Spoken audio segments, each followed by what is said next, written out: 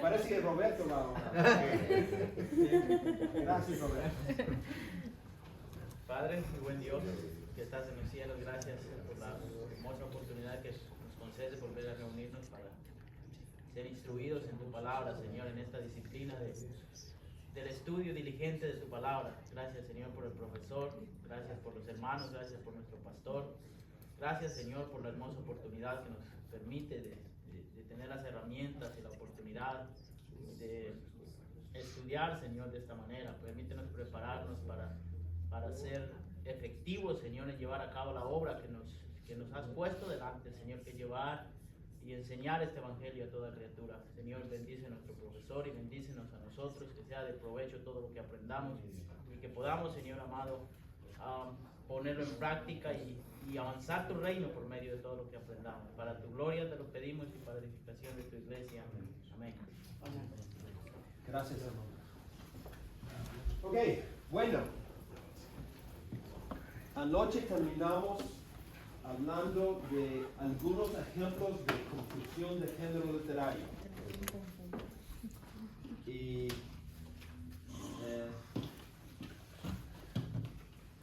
hablamos del último ejemplo del bautizo del Espíritu en Hechos 2. Hay un montón yo diría que quizás el error más común tiene que ver con la interpretación de los narrativos. La tendencia en muchas prédicas, muchas enseñanzas, cuando uno está estudiando un narrativo, es creer que todos los detalles del narrativo son detalles que nosotros debemos imitar. Entonces buscan muchas veces, mira, hicieron tal cosa, y tratan de aplicar esa cosa a la iglesia o a la vida de hoy. Pero sería como si yo contara la historia de los 3 chanchitos, ¿no? En medio de la historia de los 3 chanchitos, yo digo, el primer chanchito construyó su casa de paja. Ahora, vamos a hablar por unos minutos de la importancia de la paja en la construcción de las casas. O sea, no tiene sentido. En esa historia de los 3 chanchitos, el autor, el inventor de esa moraleja, tenía en mente que la construcción de una casa por paja era algo que nosotros deberíamos aprender. No, ¿por qué está ahí en la historia? Por un ejemplo. Es un ejemplo. Pero no es algo que él tenía en mente. Yo voy a enseñar una lección muy importante para toda la humanidad sobre el primer chanchito. No, la lección se ve en el mensaje global de toda la historia. Es igual con los narrativos de la Biblia. La idea no es encontrar una enseñanza en cada detalle de la historia. La idea es, ¿cuál es el mensaje global de la historia? Esa es la enseñanza que debemos aplicar. Pero cuando encontramos, ¿no? Fueron de norte a sur. Entonces yo quiero hablar de la importancia de la dirección cuando estamos viendo. No es así. No es la idea. La idea es, ¿cuál es el mensaje global? Entonces, una confusión de género es confundir, como dijimos anoche, el descriptivo por el prescriptivo. El autor, cuando cuenta un relato, simplemente necesita detalles, porque si no, no es un buen relato. Yo tengo que decir, ¿no? Que hubo varios personajes, que hay ciertas montañas, el sol. Todo eso es parte de crear una historia que tiene sentido. Pero no todos los detalles son detalles que debemos aplicar. Es un gran error. Ok, otro ejemplo de confusión es cuando se lee un evento histórico como si fuera simbólico. El ejemplo más común es el ejemplo de David y Goliat. No sé cuántas prédicas he escuchado donde el predicador dice, David enfrentó el gran gigante Goliat. Ahora quiero saber, ¿cuáles son los gigantes en tu vida? ¿No? Y todos empezamos a pensar en los gigantes en nuestra vida.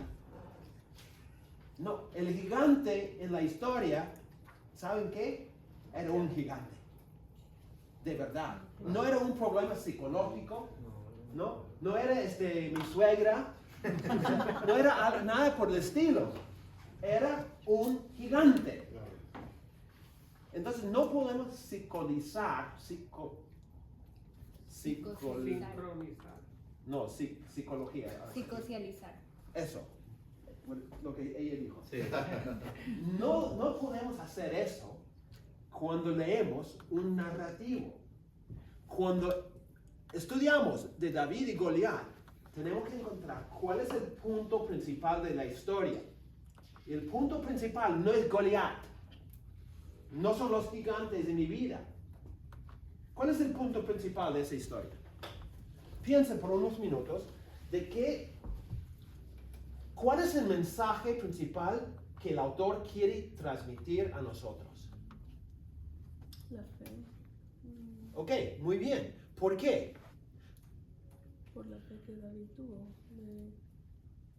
Ok, Goliat sale y dice, ¿con eso? O sea, ese niño, van a pelear contra mí, con ese niño. Y David dice, oye, tú no sabes, yo soy niño, es la versión Panaggio. Es verdad, yo soy niño, pero yo tengo un Dios, y ese Dios es más grande, y ese Dios te va a matar. O sea, todo el relato es un relato de la fe en Dios, la fidelidad de Dios, la grandeza de Dios, y David su confianza en él. Ese es el mensaje. Entonces, cuando nosotros reducimos todo a cuáles son los gigantes en tu vida, el enfoque es totalmente equivocado. Y estamos tratándolo como si fuera una leyenda. No es una leyenda, es una historia real. Una historia histórica. No, sería como hablar de cómo los New York Knicks perdieron ante los Golden State Warriors, algo que pasó hace una semana, por si acaso, y decir, los Warriors son realmente un símbolo, ¿no?, de los problemas en la vida. No, era un partido real, ¿no? Es igual con los libros históricos de la Biblia. Leyendo una parábola como si fuera algo doctrinal. El ejemplo principal, yo diría, es la parábola del rico y Lázaro. Ok, debo decir, no todos están de acuerdo conmigo en este punto. Hay algunos que creen que no es una parábola, sino era un encuentro histórico real. Yo no creo, yo creo que era una parábola, pero hay otra postura, quiero que sepan, ¿no?, que mi postura no es la única postura. Yo creo que es una parábola, y en esa parábola Dios habla del seno de Abraham. ¿Se acuerdan de la parábola? Sí. El rico y Lázaro, ¿no? Y Lázaro y el rico, los dos se mueren. Y Lázaro va al seno de Abraham. Y toda la parábola habla de una conversación entre dos muertos, que me hace ver que es una parábola, ¿no? Pero bueno, mucha gente lo toma y dice, vamos a hablar de cómo es la vida después de la muerte. Ya empiezan a hacer teología de la vida después de la muerte, el estado lo que se llama el estado intermedio, ¿no?, después de la muerte. No creo que fuera el punto. Yo creo que es una parábola y el punto es decir, en esta vida hay ciertas realidades. Los ricos muchas veces reciben el suyo, ¿no? Y los pobres nada. Pero va a haber una gran inversión de las cosas en el reino de Dios. Jesús habla de eso vez tras vez tras vez. Como Él va a voltear todas las cosas. Los primeros van a ser últimos, los últimos primeros. Creo que es lo que está diciendo en esa parábola. Si tú dices que no es una parábola, está bien. Mi punto sería, todavía, cuidado leyendo las parábolas, que no saquemos teología desde un cuento que es ficticio. Sí, Roberto. Sí. No se puede, aun cuando no es el punto del pasaje, no se puede sacar una aplicación, aun cuando no sea el punto, porque estaríamos diciendo, aun cuando es una parábola, no podemos decir que Jesús estaba mintiendo. No sé si me entiende. Mintiendo. Usando una... Es ficticio. Es ficticio, sí, pero no tiene nada de verdad entonces en el, digamos, de que el rico estaba en el infierno. Sí, vamos a decir que es una parábola. Okay. Si es una parábola, esos detalles no podemos asumir que relatan algo histórico. Pues es un cuento, es como los tres chanchitos. Yo no puedo decir, en base a la historia de los tres chanchitos, ¿no? que realmente existía una situación con un lobo que hizo tal cosa. O sea, no, porque todo es un cuento ficticio. Los detalles él incluye para poder tener una buena historia.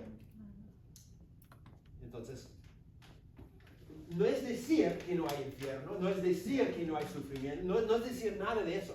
Mi punto es, en ese cuento, él utiliza un montón de detalles para que sea una excelente historia, pero su mensaje es lo que es el mensaje global de la historia. No podemos fijarnos en los pequeños detalles y sacar algo cuando no es el punto de la historia. Sería como si yo cuento una historia de tu vida, ¿no? Pero estoy contando de tu trabajo, de tu familia y todo, ¿no? Pero alguien escuchando dice, pero tiene una camisa roja. Se fija en la camisa roja y quiere hacer toda una bulla por la camisa roja. No es el punto. O sea, si yo digo que Roberto tiene una camisa roja, es simplemente para describirte, pero no es para hacer una gran enseñanza. Y eso es lo que pasa muchas veces.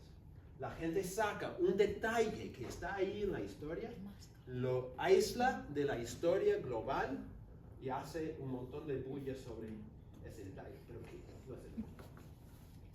No es el punto. No sé si... No, sí, está claro. Gracias. Sí, en vista de que todas las parábolas, en general, todas las parábolas, lo que muestran es una verdad central. Ese es el objetivo de una parábola. En este caso específico del rico y Lázaro, ¿cuál sería la verdad central? Sí. Quiero tener un concepto más no. claro. Esa parábola, el enfoque, otra vez, ¿qué dice Jesús en la parábola? Él dice al rico, tú tuviste tu parte, todo lo que querías en la vida, y él nada. Pero ahora tú estás sufriendo, y él está gozando, ¿no? Y no me acuerdo, déjame sacar para ver cómo termina, porque parte de lo que dice al final es, él dice, dice, envía a Lázaro para contar a mi familia. Y Jesús dice, ellos tienen la ley, tienen los profetas, tienen todo, ellos, si no escuchan a ellos, no van a escuchar a Lázaro. ¿Dónde está mi Biblia?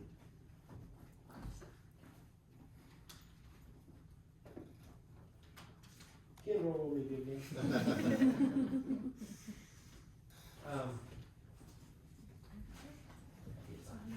Entonces, yo creo que tiene que ver con esa, como yo dije, la gran inversión de la cosa. Lucas 16.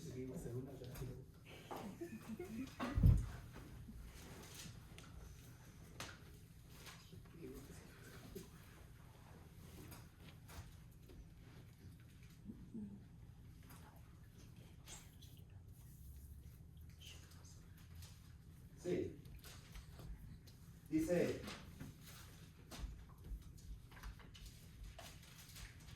en 25, hijo, acuérdate que recibiste tus bienes en tu vida y Lázaro males, pero ahora este es consolado aquí y tú atormentado. Entonces ahí hay una lección.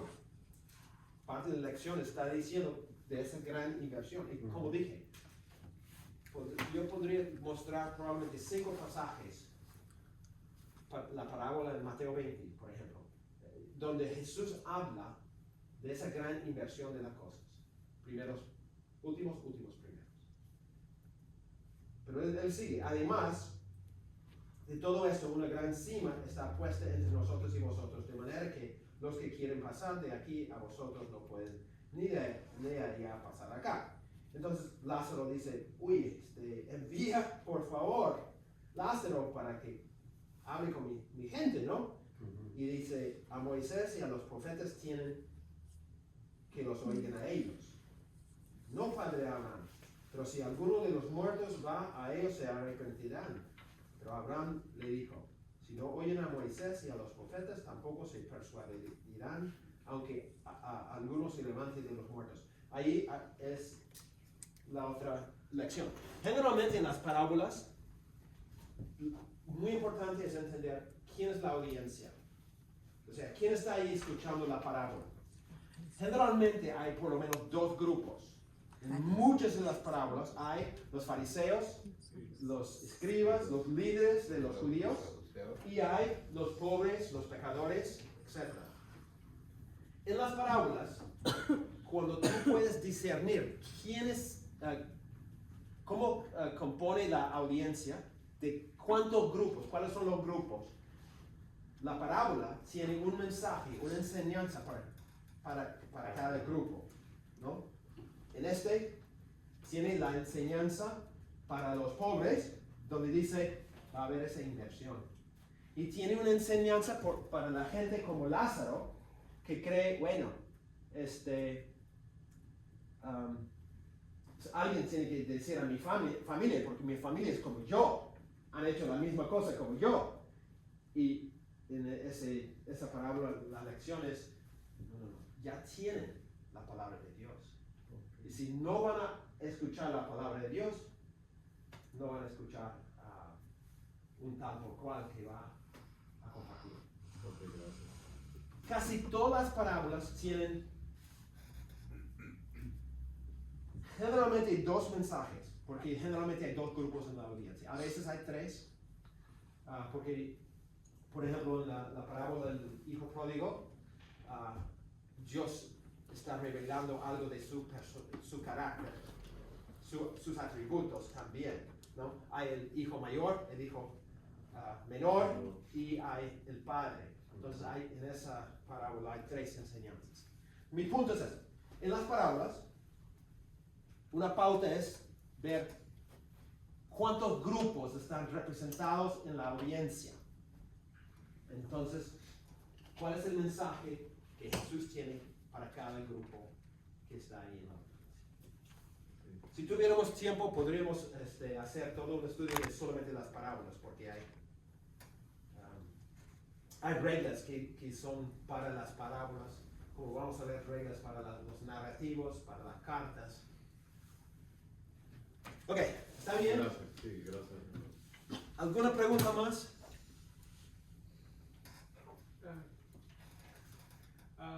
Se puede, yo sé que para llegar al punto central de la parábola, ¿verdad? Tiene que armar una historia y poner partes. cuando uno da una enseñanza, ¿puede usar esas partes? O sea, por ejemplo, aquí está poniendo que hay un infierno, está poniendo que hay un paraíso, ¿no? Que hay un paraíso para uno, hay un infierno para el otro, que no ha escuchado la palabra de Dios. ¿Se puede usar esos? O sea, es parte de la historia. Entonces, sí, el problema es cuando queremos hacer una doctrina, que es el punto que estoy tratando de compartir. Una doctrina, no, decir, por ejemplo, quiero hablar de cómo es la vida entre la muerte y la resurrección. Eso para mí sería un gran error, porque no es el punto de la parábola. No hay un lugar, literalmente, que se llama el seno de Abraham. No. Pero la parábola dice que hay. Pero dice porque está tratando de comunicar algo, porque Abraham, ¿no? O sea, está tratando de crear una historia, pero no podemos hacer una doctrina de eso. Eso es mi punto. ¿Podemos hablar del infierno? Sí. Menciona el infierno. Menciona qué pasa si alguien no escucha el evangelio. A eso Sí, hay algo que sí es relevante. Mi punto, lo que quiero evitar es la tendencia de convertir la parábola en algo donde cada detalle vamos a analizar y a tratar de aplicar. O dos, donde vemos algo en la parábola y inventamos una teología en base a ese evento o a esa cosa. Eso no es la idea. Otra vez sería como los tres chanchitos, ¿no? Y eso no. Tenemos que ver el mensaje global. ¿Cuál es el mensaje global? Ok. Vamos a hacer una práctica. Hay 11 textos. No tienen que leer todo el texto. Lo que quiero que ustedes hagan es, al revisar el texto, por si acaso, solamente para hacerles recordar, mañana mañana yo voy a enviar el PowerPoint al pastor para que él pueda repartirlo a todos los que quieran. ¿Okay? Lo que quiero que hagan es, en grupos, pueden trabajar juntos, encontrar cada texto y decir qué género literario es. ¿Okay? Si ustedes pueden, al leer la primera palabra, decidir qué género es, excelente. Si tienen que leer todo, está bien. Pero probablemente no van a tener que leer todo para decidir. ¿Ok?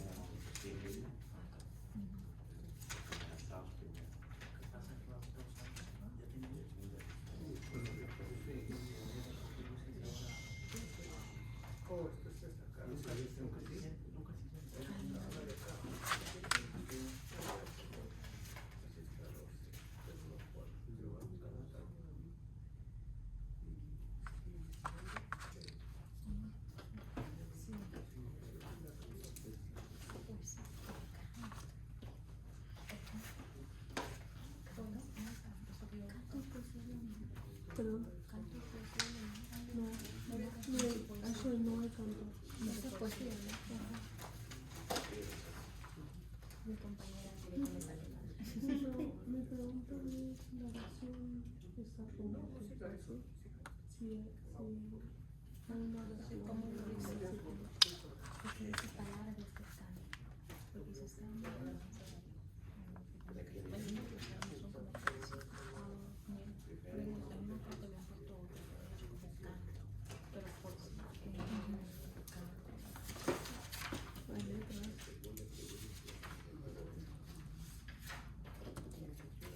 no hay más, o sea, no veo nada evangelio, único que sea sabiduría. ¿Qué estamos hablando? ¿No estamos aquí? ¿El género o qué? Género. Género literal. No, pero eso es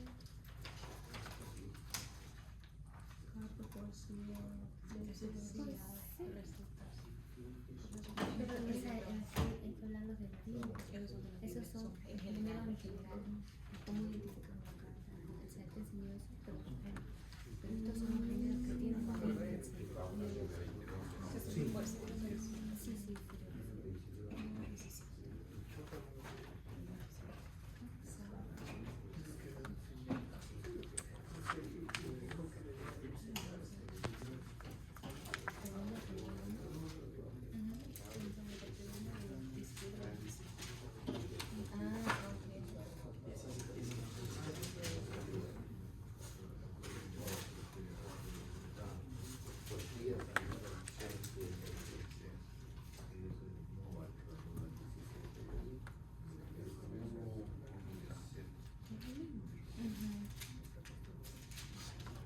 Y ahora decir que todos son.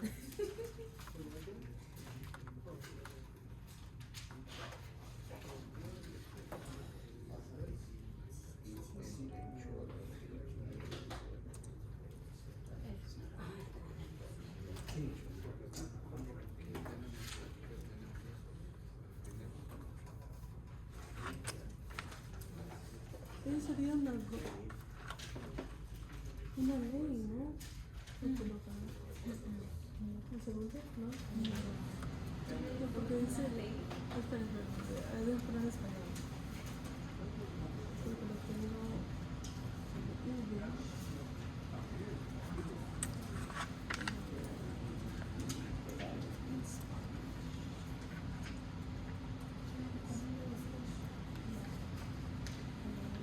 el dicho y dijo que debía enseñarse en el siguiente lugar. He aquí que está escrito en el libro de Hacer. Ha aparecido de Israel como academia y de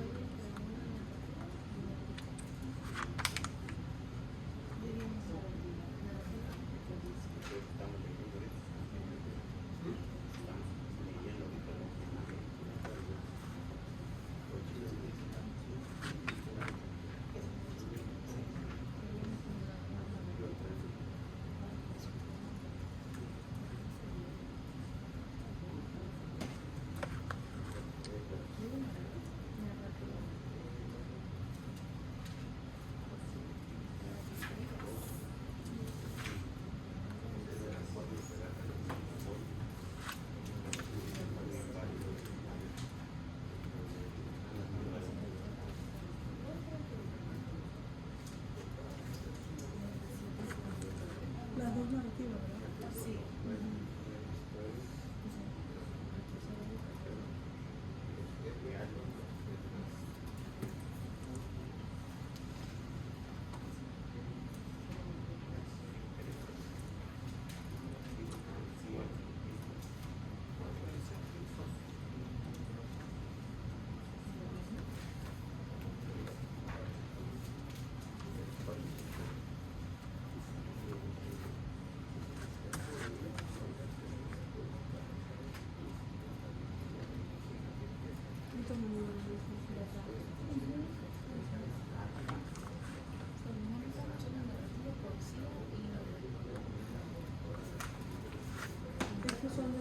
que tiene Samuel. Uy, tiene Samuel. Never mind.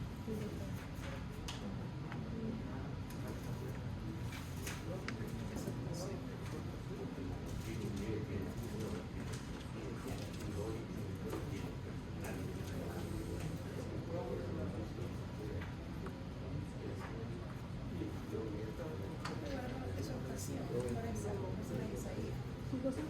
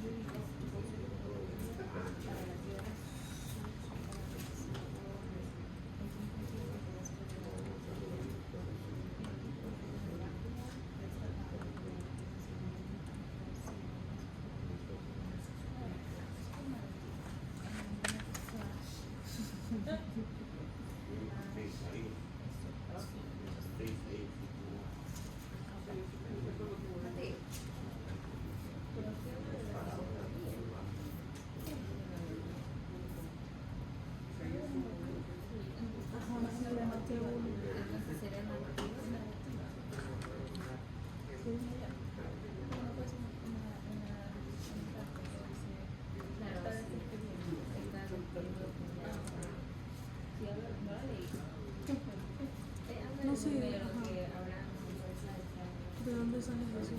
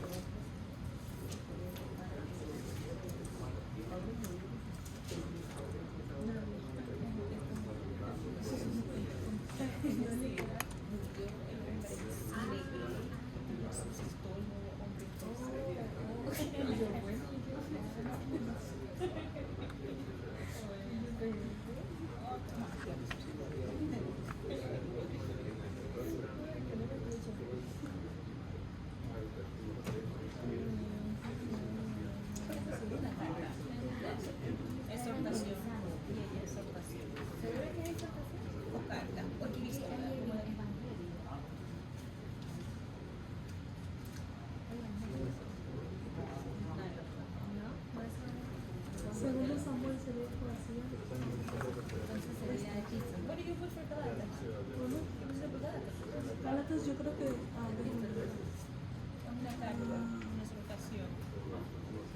sí, esto estaba viendo, lo dejé en blanco, no sé. Está viendo que ustedes llegaron a la conclusión.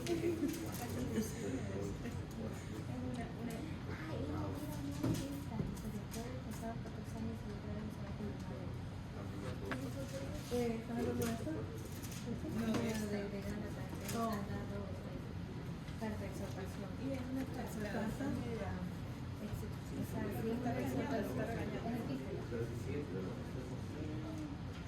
Puedes poner exhortación. Yo creo que si pones eso. Es que no hay como Epístola, podemos decir. es epístola. Yo creo que si aquí se pone carta o exhortación, ahorita la. ¿Me se vale?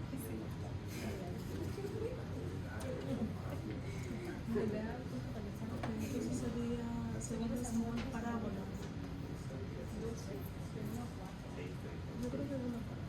Ay, parecía.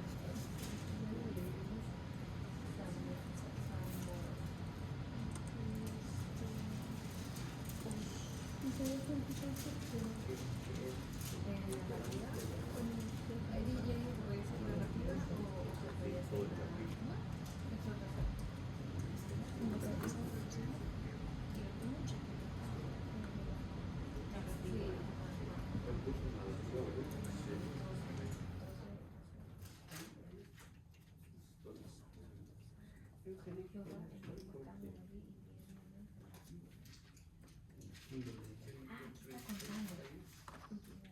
Entonces está contando una parte que es una narrativa. Isaías también. Y segundo Samuel 24, 24.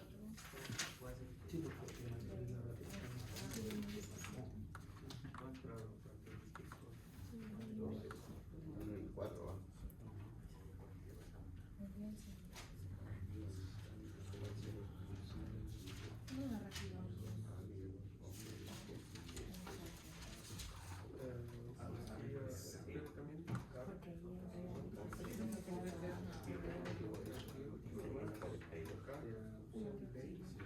Isaías 5, 1, 7, 10.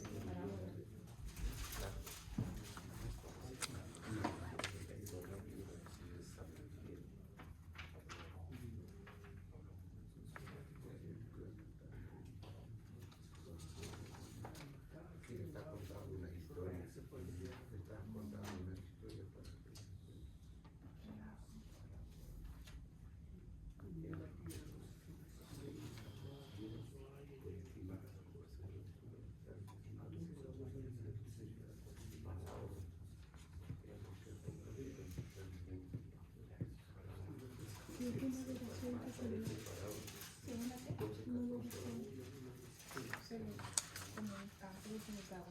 El último, Lucas. Adoración. Como un tipo de. Sí, que tiene para Isaías 42. Ah, 42. Que ahorita les voy a ver. Diego 17. Poesía.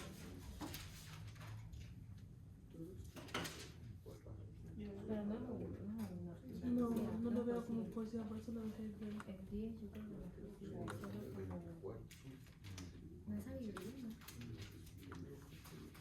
Porque no es profecía.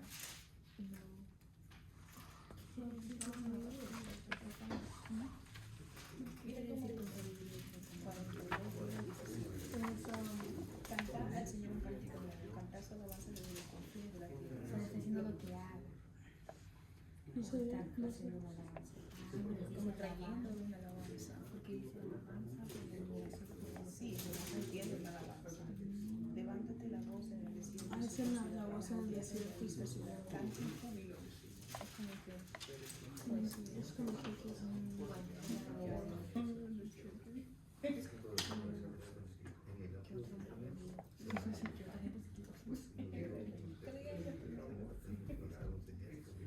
Bueno, nos preguntan si es right Sabbath y uno go first. De una diría, ¿quién quiere que diga? La primera narrativa. Ok, Lucas. 46. Entonces María dijo. María. Lucas 1. Yes. Ah, yes. 45. 55. Ah, ella está haciendo un cántico. Oh. ¿En serio? Ella está haciendo un cántico. revisar lo como un poco de. Porque el pastor cuando él habló de eso, en la prensa decía que ella le seleccionó a cantar. Yo creo que pues. Así es, maybe, ¿no? ¿Qué dice? No está escrito, no está ahí. Sí, maybe. Y estoy confundida entre el cántico y la poesía. Hay que preguntarle si es lo mismo. Porque la poesía. Ok, so aquí tengo un.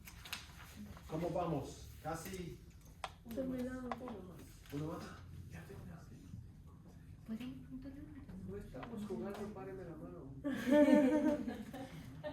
Pregúntale si cántico y poesía es lo mismo. Para saber de qué le trata.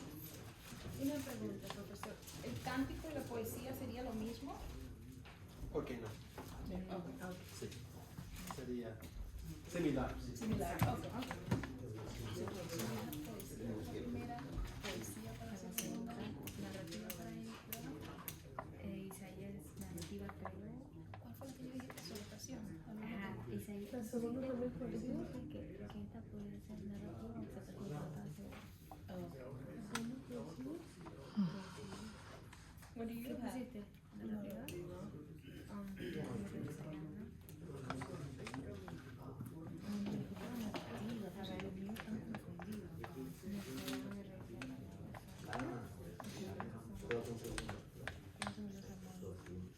Y Mateo. Narrativa.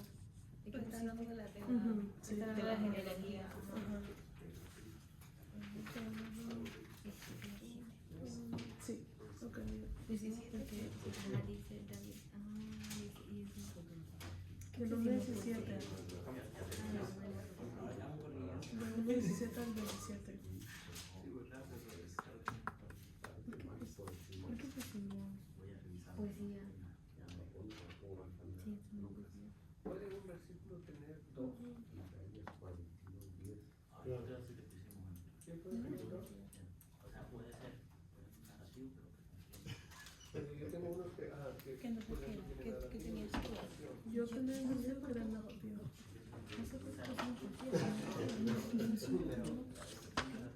Déjame leerlo de nuevo. ¿No es narrativa?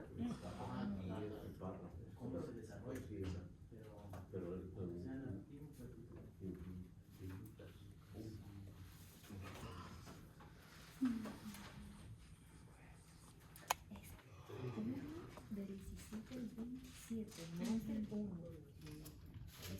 Sí, mira, ya sé por qué busqué sí, porque no es del 1, es del 17 al 27. ¿Cómo es esto? Yo creo. Y Esdras, Esta es narrativa. esa fue la de solamente la de Isaías que No estábamos seguros. que pensé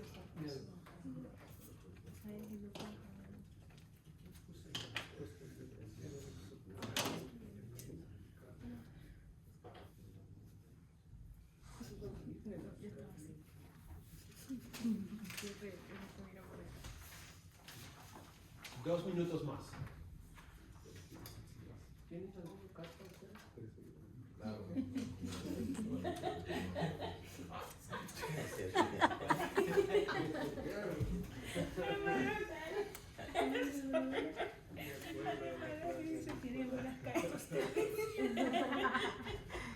Yo le puedo traer del trabajo. Es una trampa ya. Hijos son entre dos, no entre tres. Bueno, Dios lo-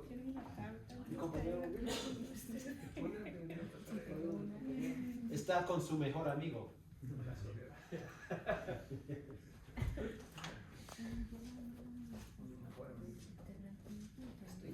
Ahora digo, ahora, hizo real.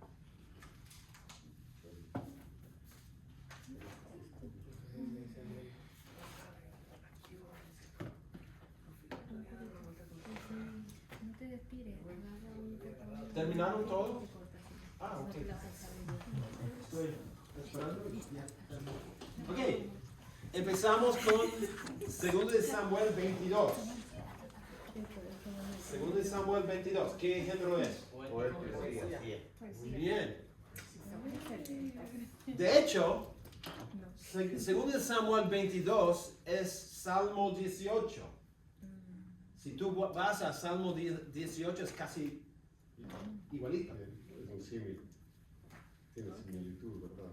Es más, es literalmente lo mismo. No exactamente todo, pero casi todo el Salmo 18 es Salmo, es 2 de Samuel 22. Ok, 2 de Samuel 12, 1 al 4. Narrativo. Nosotros tenemos poesía. Ups. Narrativo. ¿De qué se trata? Él está haciendo una poesía. Pues sí. ¿Por qué dices parábola? No sé, dice la letra, sí la tengo. Uy, Porque dice, David entonó esta elegía por Saúl y por su hijo Jonatán. Y No, después, ese es Ese es otro. ¿cuál? Ese es Está hablando de 12, esto? 1 al 4. 12, 1 al Oh, sí, es parábola. Ah, nosotros vamos de abajo. Ah, ya. 12, 1 al 4. Ah, parábola. Parábola. Parábola. Oh, ok. Parábola. I'm sorry. Ok. ¿De qué se trata? de Había mucho. de Natán y Natán. David. Ok, es Natán con David. ¿Y qué hace Natán? Le hacen Él relata una historia. una parábola. Para mostrar. Sí. Ajá. Ok, segundo de Samuel 1, 17 a 27. Poesía. Poesía. Poesía. Estoy esperando algunos. Poesía. Yo estoy poesía narrativa. Es poesía. Poesía. Cuidado, el hecho de que se encuentra en el libro de segundo Samuel, uno piensa, todo es narrativo, pero no necesariamente. Ya hemos visto que hay poesía, hay parábola. Segundo de Samuel 24, Narrativa. es narrativo. Ahí es narrativo. Esdras 4, Narrativa. Epístola. es una carta. Pero está narrando de que alguien envió una carta, nada más. Por eso, Por eso también Mira lo que dice. Él cuenta, lee la carta. Dentro de un libro narrativo. Dentro de la narrativa. Hay una carta. Ese texto es 17 a 22. Es una carta. Sí, es una carta de epístola. Isaías 5, 1 al 7. Parábola. Ok, es una parábola. Isaías 36. Narrativa. Es narrativo. Y contiene cierta poesía en su texto, ¿no? Ok, puede ser En dentro verso de 6, por ejemplo. no tengo a mano. Verso 6 de Isaías. ¿Cuál está hablando? ¿Isaías? Isaías 36 sí es narrativa. No está contando Mande.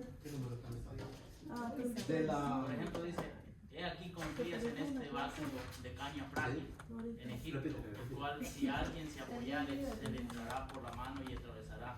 Tal es Faraón, rey de Egipto, para con todos los que en él confían. Ok, puede ser que dentro de la narrativa. Si especifica el versículo, tal vez. Ok, Isaías 42. Poesía. Poesía. Mateo 1. Narrativa. Genealogía. ¿Cómo? Genealogía. Genealogía. Pues sí, a mí me Ajá. gustaría Es una genealogía. Si hay un género específico. Genealogía es un género literario. Ok, Sí. eso no sabía. Sí, no está en la lista, pero Ok.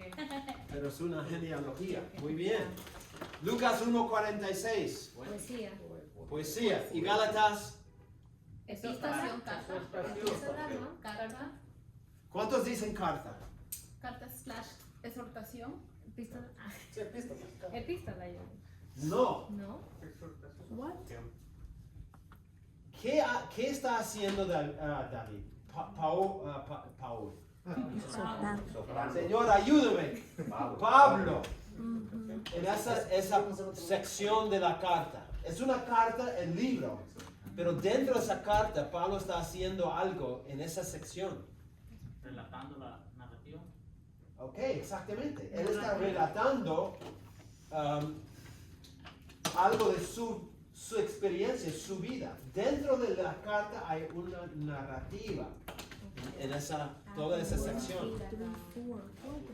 Ok, ¿qué es lo que ustedes observan en base a este ejercicio? ¿Qué aprendieron? Identificar el género literario. ¿Cómo? A identificar el género literario que está hablando el autor en cada. Ok, pero ¿qué notaron? Que cambia ¿cómo se llama? El género al. Ok, Tú no puedes decir el hecho de que esta carta, o este texto es una carta, que siempre todo es una carta. Tú no puedes pensar simplemente porque es un libro narrativo que todo es narrativo. Tú no puedes pensar siempre que es un evangelio que todo es narrativo. Cada libro tiene una mezcla de géneros literarios. Lo que tienes que hacer al leer cada texto es hacer la pregunta, ¿qué género literario es este texto? Porque la Biblia es una mezcolanza de una variedad de géneros literarios. Ok, entonces es muy importante observar el pasaje que yo estoy estudiando para saber, no importa el libro, ¿qué género literario es el texto? ¿Qué género literario es el texto? Ok, estamos hablando de 5 características de los géneros literarios en la Biblia. Número 5, todo lo que hemos dicho de los géneros literarios es para llegar a este punto. Número 5, cada género literario tiene sus propias reglas de interpretación. La clave entonces es identificar el género literario y aplicar las reglas interpretativas correctas para ese género. ¿Ok? Entonces, cada género requiere reglas diferentes. ¿Qué pasa si yo estoy jugando, tenemos la selección nacional de Ecuador contra la mejor selección, la de Perú?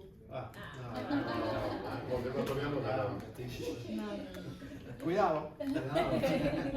Ya, y van a jugar, ya, y los dos equipos llegan a la cancha, ya están listos, todos están listos para empezar el partido, y yo soy el árbitro. Y yo llego, yo digo, las reglas que vamos a usar son las reglas de fútbol americano, porque yo soy gringo. ¿Cómo va a cambiar el juego? Todo. ¿Por qué? Porque estoy aplicando reglas que pertenecen a otro juego. Es igual en la Biblia. Cuando nosotros aplicamos las reglas de un género, cuando el texto es otro género, estamos fritos. No podemos entender correctamente el texto. Y eso es lo que pasa a veces. No aplicamos las reglas correctas, porque cada género requiere sus propias reglas. Un autor dice, géneros literarios son como juegos literarios. La tarea del intérprete es determinar cuál es el juego que se está jugando. Solamente así van a tener sentido los movimientos individuales. Como yo ilustré el otro día, si yo estoy leyendo una parábola y yo aplico las reglas de la ley, las cosas no van a funcionar. Si estoy leyendo una carta y aplico las reglas de una poesía, no voy a entender correctamente. Es como la señalización en la calle, ¿no es cierto? Curva peligrosa, y yo lo veo como una broma. Entonces yo aplico las reglas de las bromas. Voy a malinterpretar.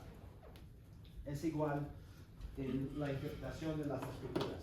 Tengo que identificar qué género literario es, para poder saber qué reglas de interpretación debo aplicar yo a ese texto. Entonces, cada género representa un juego literario diferente, ¿no? Ahí están algunos ejemplos de los géneros literarios. Los distintos juegos o géneros requieren diferentes reglas de interpretación.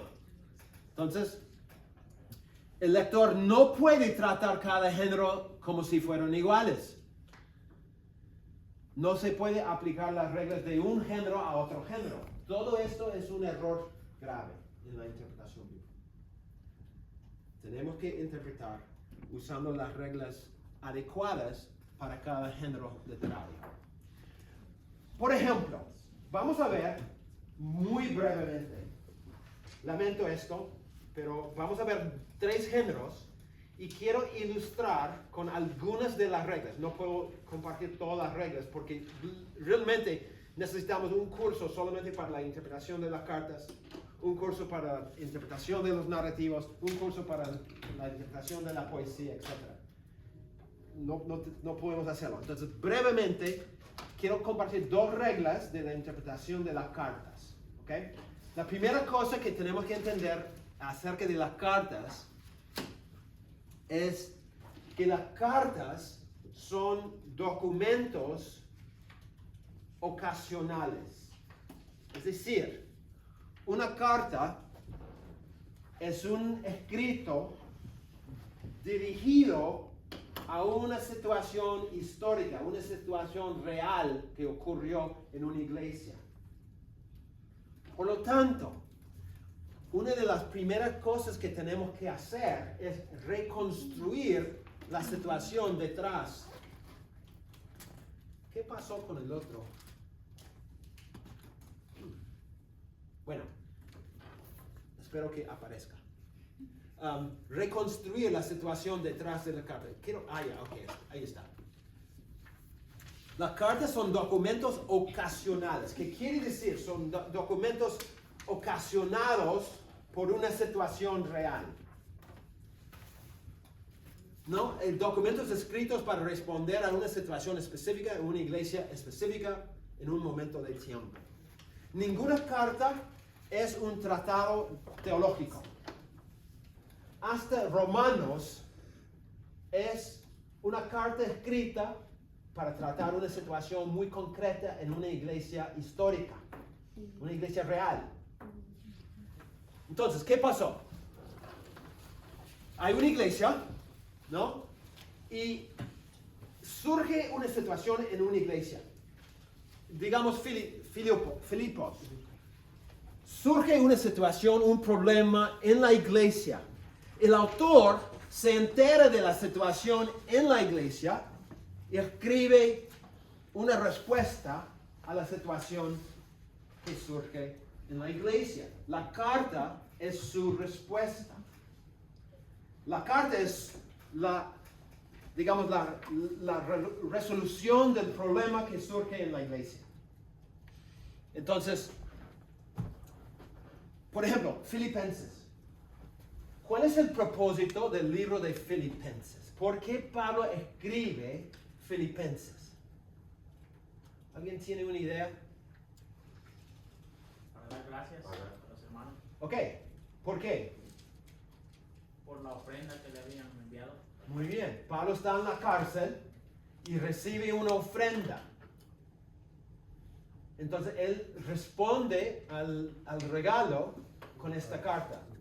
Y aprovecha el hecho de que él quiere agradecer para tocar algunos asuntos puntuales en la iglesia.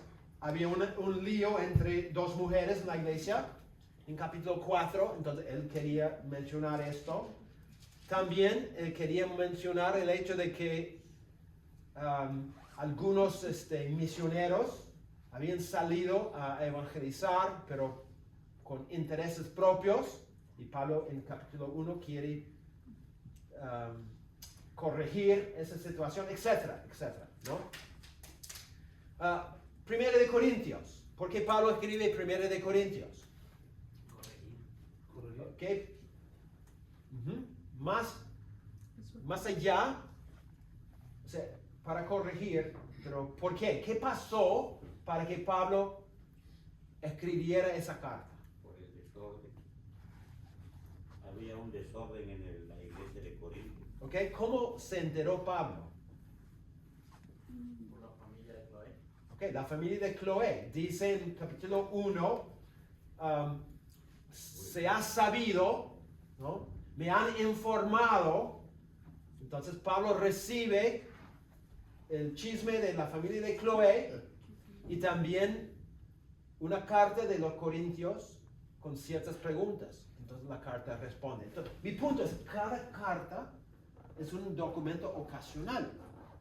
El autor recibe noticias de una situación, un problema en la iglesia Y él escribe la carta para contestar esa situación. Entonces, es por eso que la primera pauta, o no la primera pauta, pero una pauta importante en la interpretación de las cartas es tenemos que tratar de reconstruir la situación detrás de la carta. ¿Qué pasó? ¿Por qué el autor está escribiendo a esa iglesia? ¿Qué hay detrás? Porque si no, ¿cómo vamos a saber cuál es la respuesta? ¿No? Entonces, ¿cómo lo hacemos? Bueno, primero, la misma carta es la mejor fuente de información sobre el trasfondo de la carta. Entonces, tenemos que leer toda la carta, observando cuidadosamente en toda la carta cualquier pista que encontremos sobre el propósito por el cual el autor escribió su carta. Entonces, tenemos que leer cuidadosamente, tratando de discernir qué es lo que el autor dice en respuesta a la situación, o cómo revela la realidad de la situación. La carta de Gálatas. ¿Qué pistas hay en la carta a los Gálatas para que podamos entender la situación detrás? ¿Cuáles son algunas pistas? Pablo está enojado. Okay, Pablo está enojado, entonces sabemos que él está respondiendo a una situación difícil. ¿Cuáles son algunas pistas de cuál era la situación? Cuando él confronta a Pedro, por ejemplo. Ok, muy bien, confronta a Pedro. ¿Y por qué confronta a Pedro? Porque Pedro estaba comportándose hipócritamente cuando llegaban los judíos de Jerusalén. Entonces se alejaba de los gentiles. Ok, entonces sabemos que la carta tiene algo que ver de las relaciones entre judíos y gentiles, ¿no? Habla un montón de veces de que las obras de la ley no son suficientes para salvarse. Sabemos que eso es un detalle también. Entonces, leemos la carta y encontramos pistas de cuál era la situación que el autor está tratando. En base a eso podemos reconstruir cuál era la situación detrás. Por ejemplo, observar los detalles sobre los destinatarios y su situación. ¿Qué dice el autor acerca de ellos? ¿Cómo los describe? Las enseñanzas, mandatos o correcciones del autor. Pablo dice vez tras vez en Gálatas, ningún ser humano puede salvarse por las obras de la ley. Dice varias veces, entonces sabemos que es obviamente parte del problema y la solución. Cualquier pista acerca del propósito del autor, detalles sobre cualquier problema, oponentes, o sea, tienes que leer cada detalle de la carta, vez tras vez, tratando de captar la situación detrás de la carta. ¿Tiene sentido? Ok. ¿Por qué? Porque cada carta es una carta ocasional, ocasionada por una situación real. Lo que tratamos de hacer es reconstruir esa situación. ¿Por qué el autor escribe la carta? ¿Qué pasó? ¿Cuál era la situación o el problema? Y después escribimos un resumen de la situación detrás de la carta. Deberíamos poder, después de estudiar todas las cartas, escribir un resumen de la situación detrás de cada carta. ¿Cuál era el problema en la carta a los hebreos? ¿Alguien sabe cuál era la situación ahí? La superioridad del Hijo. Ok, pero ¿por qué el autor enfatiza que Cristo es superior a los ángeles, a los sacerdotes, a la ley, a todo? Él es superior. ¿Por qué? Él escribe a los hebreos que no creían, o que estaban alejándose de la fe cristiana a volver al judaísmo. Ok, no está escribiendo a hebreos, está escribiendo a cristianos de trasfondo hebreo que estaban sufriendo. Y surgieron entre ellos dudas. Ellos empezaron a decir, ¿no sería mejor volver a lo de antes? ¿No sería mejor porque no teníamos tantos problemas antes? Entonces el autor escribe para decir, eso sería una tontería, porque Cristo es superior a los ángeles, a la ley, a Moisés, a todo. Y es más, los que perseveren hasta el final son los que se van a salvar, ¿no? Entonces él tiene todo un argumento y a través de un estudio de esos detalles tú te das cuenta de cuál era la situación que él estaba enfrentando en la carta. Entonces, en las cartas son documentos ocasionales, entonces tenemos que reconstruir la situación detrás de la carta. Número 2, tenemos que analizar el argumento del autor. ¿Qué significa el argumento del autor?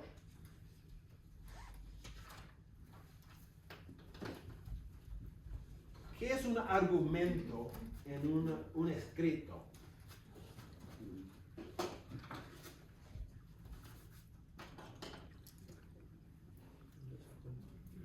El argumento sería como el propósito por el que fue escrito. Ok, muy bien. Es el hilo de pensamiento que el autor tiene desde el inicio hasta el final para justamente revelar su propósito, ¿no? Él escribe con un propósito y él quiere explicar ese propósito a lo largo de la carta. Entonces lo que nosotros tenemos que hacer es tenemos que ver, seguir la soga, ¿no? La soga es aquí hasta la pared. Eso es su argumento y nosotros tenemos que seguir la soga cada paso para entender cuál es su argumento en cada detalle. Porque no es que él escribe por escribir y no es que él escribe así, ¿no? Sin propósito. No, él tiene todo un propósito y nuestro trabajo es tratar de encontrar ese propósito y seguir todo el argumento de ese propósito del inicio hasta el final. ¿Han escuchado, quizás han visto un programa donde hay un abogado que quiere argumentar el caso de su cliente, ¿no? Entonces, ¿qué hace? Durante todo el juicio, él tiene un argumento que quiere convencer a los demás. Es exactamente lo que pasa en las cartas. El autor es como un abogado que quiere convencer a los lectores de algo. Y nuestro trabajo es tratar de seguir ese argumento que él tiene. Ahora, ¿cómo lo hacemos? Bueno, el argumento se refiere al desarrollo en el libro del plan o propósito que el autor tenía en mente al escribir la carta. Queremos encontrar ese propósito y seguirlo, ¿no? Durante toda la carta. ¿Cómo lo hacemos? Bueno, primero tenemos que dividir toda la carta según los distintos temas que se trata. Un tema es un contexto. Una carta está compuesta de varios temas, varios contextos. Y lo que tenemos que hacer es dividir la carta según los distintos temas que toca. Es la primera cosa. Eso se llama un bosquejo. Un bosquejo es el esqueleto de la estructura de un escrito.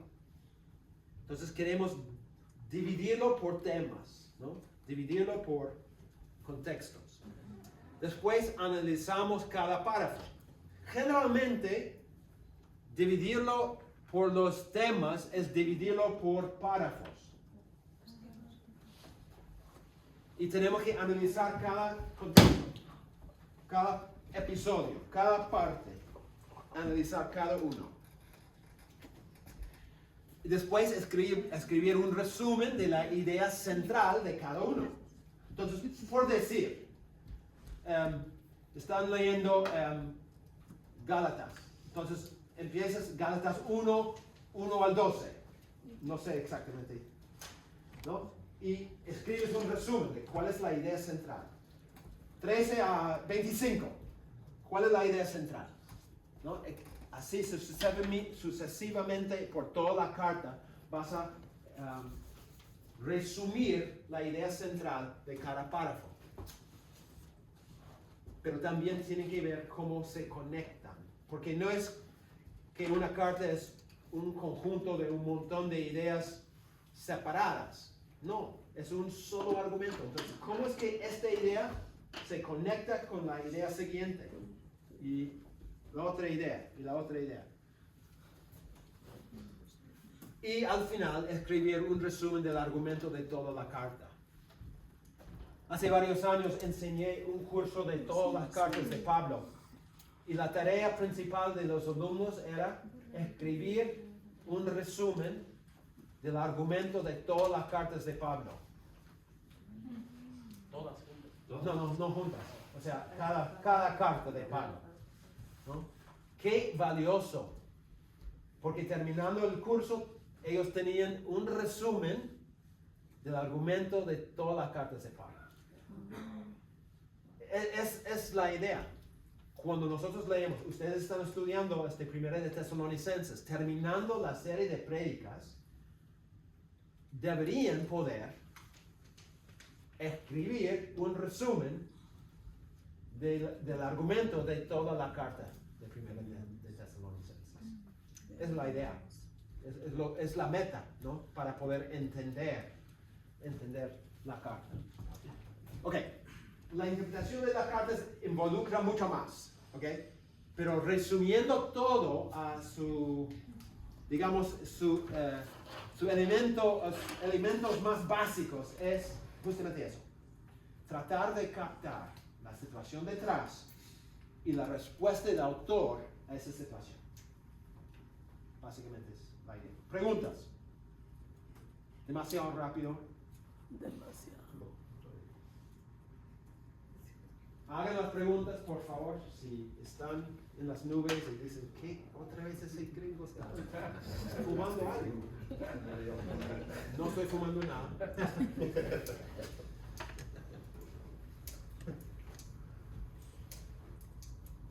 O todo fue claro, o era claro, o no quieren preguntar. Están pensando en la cena. Ok. Segundo, los narrativos. Los narrativos. ¿Cómo interpretamos los narrativos? ¿Cuáles son algunas pistas para la interpretación de los narrativos? Bueno, es importante entender que los narrativos relatan la verdad de una forma implícita, o sea, indirecta. ¿Okay? Siempre comunican la verdad, pero comunican la verdad de una forma indirecta. Como mencionamos anoche, nunca dicen Dios es fiel. Más bien ilustran la fidelidad de Dios a través de su conducta, sus actos, sus obras. Entonces yo tengo que estar al tanto de qué es lo que el autor está tratando de hacer con los eventos de los narrativos. Ustedes saben, el autor de un narrativo, por ejemplo, el autor de Primera de Samuel, él escoge los eventos que va a incluir y escoge los eventos que va a omitir. No dice todo. Él decide, yo creo que voy a agregar esto de David con Goliat. Este otro día cuando David tuvo una pelea con otra persona, no voy a incluir. Voy a hablar de cómo Saúl no hizo tal cosa. Pero Jonathan ese día hizo otra cosa, no voy a incluir. Y después el autor organiza su libro según su propósito. O sea, literalmente él pensaba, digamos, en 100 eventos. Y dice, yo voy a incluir, vamos a ver, 22. Y voy a organizarlo así. Porque mi propósito en escribir el libro es tal. Muchas veces los narrativos no son cronológicos. A veces sí, a veces no. son según el propósito del autor. Y él escoge y organiza según su propósito. Por eso nosotros tenemos que al leer preguntar ¿por qué ha incluido este evento? ¿Cómo me ayuda a entender, ¿no? el propósito del autor? Número 2, el significado de un narrativo se encuentra en la historia como un todo y no en los detalles aislados. No puedo enfatizar suficientemente este punto. Es tan importante. Tú cuando lees los narrativos tienes que pensar a grandes rasgos cuál es el punto, cuál es la idea. ¿No? Por ejemplo, la historia de Abraham empieza en Génesis 12 y termina en Génesis más o menos 24, 25, por ahí. Es la historia de Abraham. Pero la historia de Abraham cabe dentro de una historia más grande, que es la historia de Israel, en todo el libro de Génesis. Vamos a decir que yo voy a hacer una serie de prédicas sobre la vida de Abraham, entonces 12 a 24. ¿no? Yo lo saco de su contexto, lo pongo acá y yo digo, yo voy a predicar cada episodio de su vida. Lo que yo tengo que, en primer lugar, tratar de entender es cuál es la idea central de 12 a 24. Porque el autor, al incluir en toda la historia de Génesis, la vida de Abraham tiene un propósito, un punto. Y eso es lo que yo tengo que encontrar. No es que yo puedo predicar capítulo 12, tener un punto, después 13, después 14, sin tomar en cuenta la idea global. Porque ese es el punto. ¿Ok? ¿Me explico? Por ejemplo, capítulo 22. ¿Se acuerdan lo que pasa en capítulo 22? Es cuando Abraham sacrifica a Isaac, o bueno, va a sacrificar a Isaac. ¿Por qué ese relato es tan importante? ¿Por qué es tan importante cuando Abraham por muchos años no tiene un hijo? Entonces él dice, bueno, mira, no funciona contigo, Sara, entonces vamos con la esclava, porque no está funcionando. ¿Por qué? ¿Por qué es importante entender cuál es el punto global? ¿Cómo? ¿Es la fe de Abraham? ¿Cuál era la promesa de Dios? Un hijo. ¿Y por qué era importante que Abraham tuviera un hijo? Porque Dios te había prometido. ¿Okay? Pero la promesa no era simplemente vas a tener un hijo y todo termina ahí. ¿Por qué el hijo era tan importante? ¿Cómo? Que iba a ser padre de muchedumbre de gente, de mucha gente. ¿Ok? ¿Por qué eso era importante? Iban a haber dos pueblos. ¿Cómo? Que iban a haber dos pueblos. ¿Ok? Pero ¿por qué es importante eso? Por la descendencia, ¿no? ¿Cuál era la esencia de la promesa de Dios a Abraham? No solamente un hijo. De Isaac te será llamada descendencia. ¿Ok? Pero ¿por qué eso era importante? ¿Cuál era la meta final? Y ahí el nacimiento de Jesucristo. ¿Ok? ¿Ok? La soberanía de Dios. ¿Ok? Él dijo, a través de ti, ¿qué voy a hacer? Dios. Serán benditas las naciones. Exactamente. Todo el plan de redención de Dios se basa en esa promesa. Entonces tú lees a Abraham y tú ves a Abraham un día, van a Egipto. Él dice a Sara, mira, Sara, tú eres la más hermosa, pero yo quiero vivir. Y la gente te va a ver y te van a querer. Entonces vamos a mentir, vamos a decir que tú eres mi hermana nada más.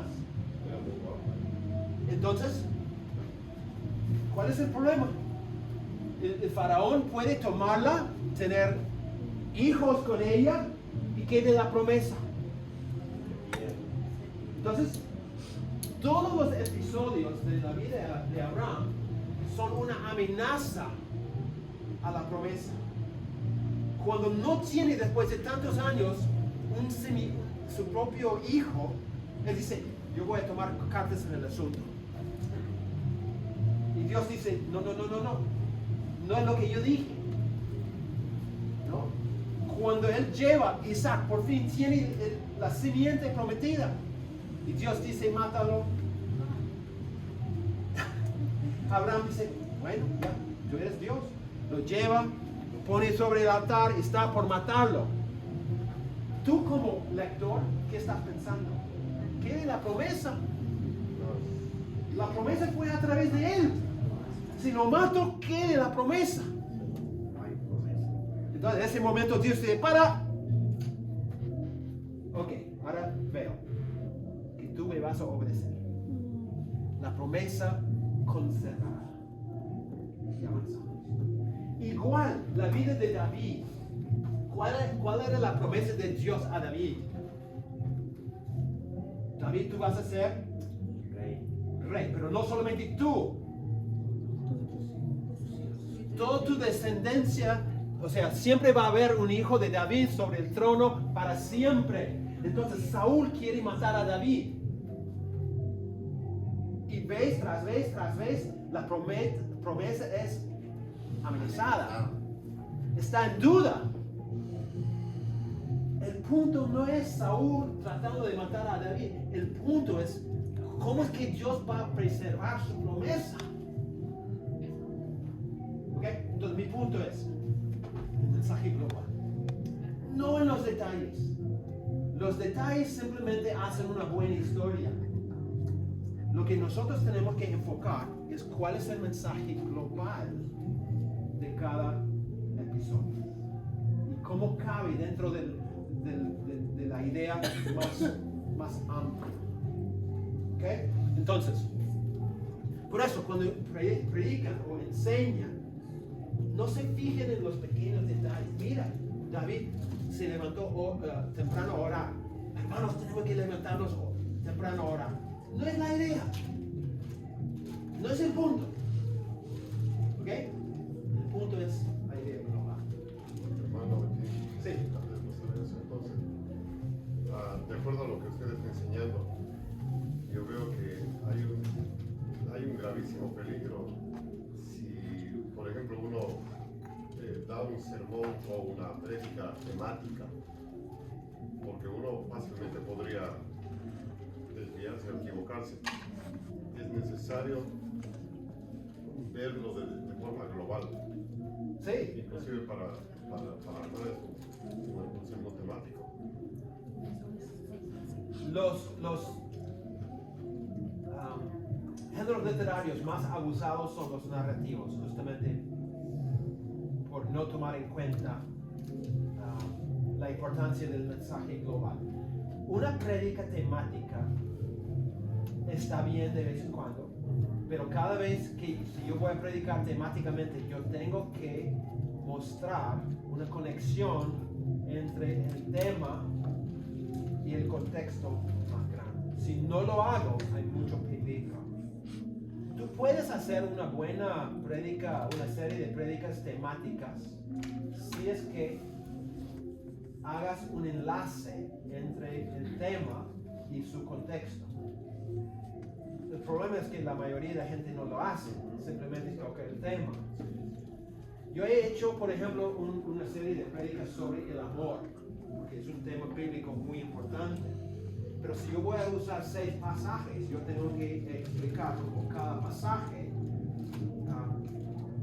cabe dentro de su contexto, para que la gente pueda ver que el contexto es esto. Si no lo hago, entonces hay un peligro. Gracias. Ok, número 3. Los componentes principales de los narrativos son primero los personajes. Los personajes son los actores principales en un narrativo. ¿Quiénes son los personajes principales? El protagonista, que generalmente es el personaje que el autor quiere que nosotros sigamos, ¿no? Quiere que nosotros simpaticemos con ese personaje. El antagonista generalmente es el personaje con el cual no debemos simpatizar. 3 son lo que se llaman los agentes. Los agentes son los personajes que están ahí simplemente para cumplir una función, ¿no? Necesitamos que alguien pueda llevar el agua a la mesa. Entonces, en la historia necesito un mozo que puede hacer.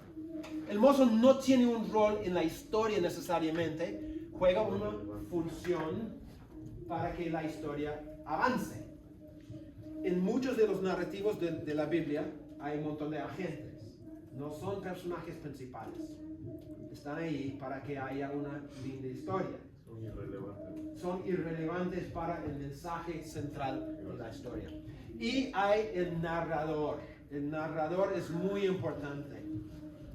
El narrador es el que cuenta o relata la historia. Es importante porque es invisible.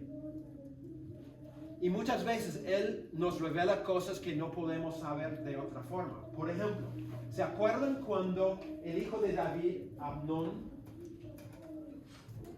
violó a su hermana Tamar? ¿Se acuerdan? Sí. Dice que entraron en el cuarto y cerraron la puerta y botaron a todos los demás. Entonces solamente se quedaron los dos. ¿Cómo es que nosotros sabemos lo que pasó? El narrador nos cuenta. No estuvimos allá, nadie estaba allá, solamente el narrador es omnisciente. Él tiene información que nadie más tiene. ¿Cómo sabemos cuando Sara se ríe dentro de ella? No podemos saber eso. El narrador nos cuenta. Entonces es muy importante cuando están leyendo un narrativo que escuchen las interrupciones y los comentarios del narrador, porque él está revelando cosas que no podemos saber. A veces hasta el personaje principal no puede saber y el narrador entra y cuenta. Entonces es importante. Y el último personaje es Dios. Dios siempre es el centro de todo, aun cuando no menciona a Dios. Como por ejemplo en el libro de Esther o el libro de Ruth. Parece que Dios no está, pero Dios está en todos lados. ¿No? Ruth y Noemí y Ruth regresan de Moab y dice, el narrador dice, llegaron en medio de la cosecha. Dice, ¿por qué ese detalle? Ese detalle es una muestra de la soberanía de Dios, porque ellas llegan sin plata, sin seguridad, sin recursos, y Dios dice, no se preocupen, van a llegar en medio de la cosecha, y allí van a tener todo lo que necesitan. Entonces hay que observar dónde está Dios en todos los narrativos. Segundo es la trama. La trama es el arreglo de los acontecimientos según el propósito del autor. Como yo dije, el autor organiza el libro según su propósito. Esa se llama la trama. ¿Han visto una película, no es cierto? Ustedes, qué pecadores. Yo soy tan santo que ni veo películas de misioneros. No, en las películas siempre hay una trama. Y la trama es básicamente el mensaje central, ¿no? Y hay varias formas de elaborar una trama. Una forma es lo que ustedes ya aprendieron en el otro curso, me estaban contando, ¿no? Es básicamente esto, ¿no? ¿Han visto este diagrama? Sí. Okay. Básicamente es la idea. Yo creo que hay otras maneras de hacer la trama también, pero es la forma más básica. Hay una introducción, surge una crisis de alguna forma, la tensión sube hasta que haya un clímax y una resolución de la tensión, baja la tensión y hay una resolución. Entonces la idea es, mientras van leyendo, tratan de seguir esa trama, ¿no? ¿Cómo es que el autor desarrolla la trama? ¿Cómo va la acción?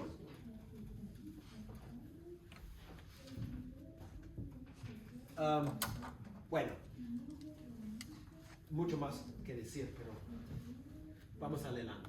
Ok.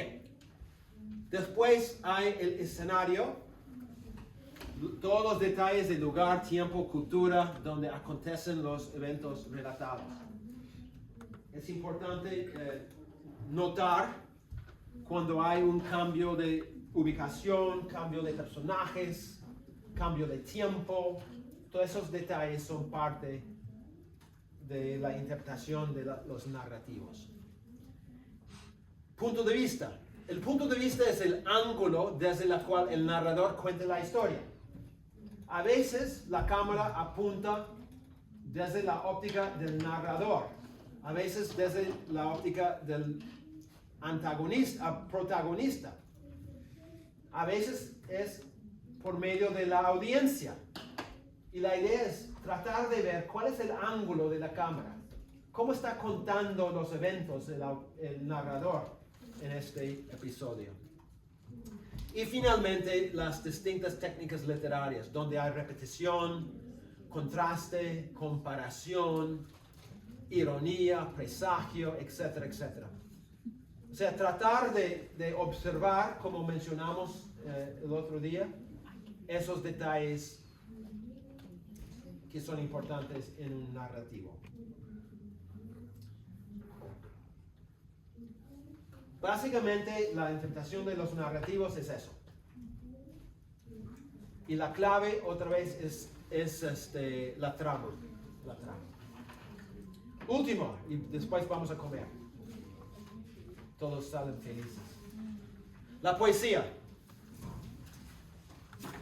Dos cosas que debemos observar en la poesía. El primero es lo que se llama el paralelismo. Paralelismo es dos o más frases que son paralelas y que se corresponden la una con la otra. No sé si han notado que en Proverbios siempre hay dos líneas, después dos líneas, después dos líneas. Es casi igual en los Salmos. El autor dice algo y dice la misma cosa en la línea que sigue con palabras diferentes, o dice la cosa opuesta con palabras diferentes. Entonces, paralelismo sinónimo, por ejemplo, Job 34:11 dice, porque él pagará al hombre según su obra y le retribuirá conforme a su camino. Noten cómo son sinónimos las dos líneas. Pagará y retribuirá es básicamente la misma cosa, ¿no? Su obra, su camino es la misma cosa. El autor repite la primera línea, pero con palabras diferentes. Eso se llama paralelismo sinónimo. Está en todos los salmos, en toda la poesía, en Job, en Eclesiastés, en los profetas, un montón y montón de paralelismo sinónimo. Y hay paralelismo antitético, o sea, un contraste, donde la primera línea está en contraste con la segunda línea. El odio despierta rencillas, pero, ahí la pista, como vimos ayer, el amor, el opuesto del odio, cubrirá todas las faltas. La primera línea dice una cosa, la segunda línea dice totalmente la opuesta. Eso se llama paralelismo antitético. Mientras van leyendo los salmos y los proverbios especialmente, vayan observando esta técnica, porque está en todos lados. Hay otras formas de paralelismo, pero estos son los más comunes. Y segundo, y con esto terminamos, el lenguaje figurado. Lenguaje figurado es cuando el autor usa una palabra en una forma inusual. que no es su forma normal. Entonces, es lenguaje gráfico, lenguaje vívido, lenguaje que pinta imágenes, usando un significado de una palabra que no es su significado usual o literal. Entonces, mi ejemplo favorito es lo que Juan dice en Apocalipsis 22:15, los perros estarán fuera. Está hablando de la nueva creación. Entonces yo digo a mis hijos y a todos los niños, los perros no van a estar en el cielo. Y dice, ¿por qué? Yo digo porque Apocalipsis 22:15 dice que los perros estarán fuera, ¿no? Obviamente es lenguaje figurado. Perro no significa ese animalito, ¿no? Es un uso inusual de perro. Es lenguaje figurado. La Biblia está, pero repleta de lenguaje figurado. En los salmos, en proverbios, en toda la poesía, montones y montones y montones de símbolos ahí. Ayer leímos las saetas del Todopoderoso están sobre mí, o algo así, ¿no? Obviamente saeta ahí no es literal, porque Dios no es arquero, o sea, no tiene arco, no tiene saetas, Dios, no tiene brazos, entonces, ¿no? Pero es una forma gráfica, ¿no? Figurada de decir, Él está molesto conmigo. Entonces tenemos, por ejemplo, Isaías 5:7. Ciertamente la viña de Jehová de los ejércitos es la casa de Israel. La casa de Israel es el pueblo de Israel. El pueblo de Israel es la viña de Jehová. Literalmente no es una viña.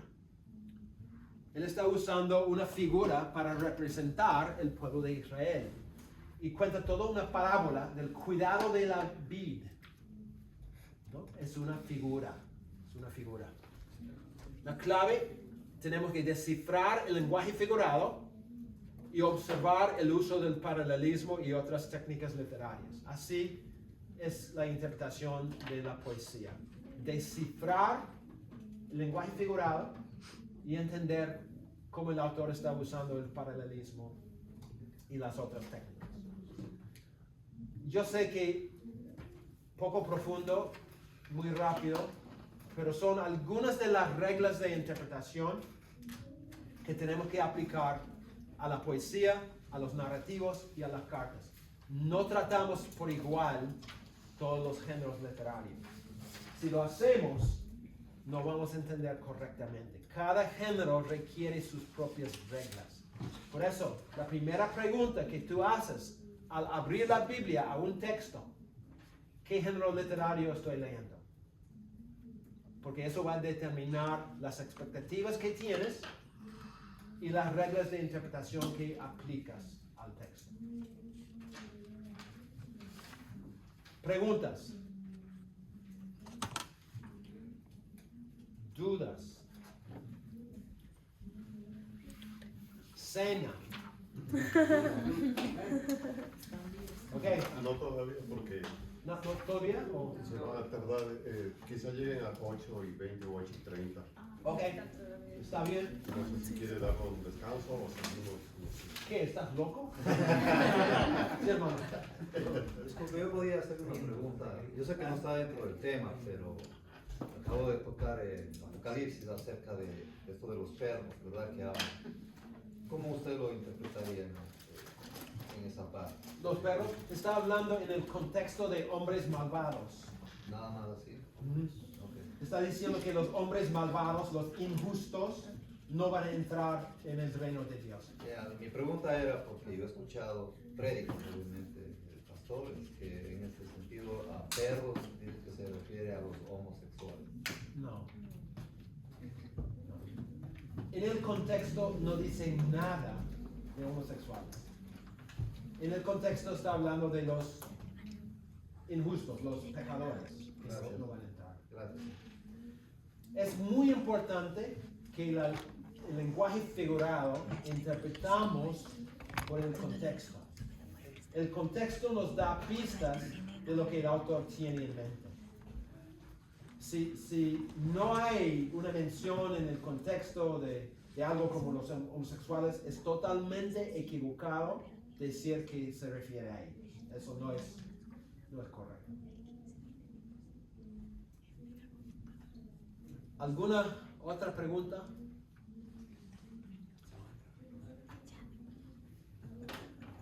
Ok, entonces Osvaldo está pidiendo un recreo. Más bien fue como un signo de interrogación. No sé si ustedes preguntaron. No, está bien. Sí, toman un recreo. Unos minutos, ¿verdad? Unos minutos. Ya, está bien.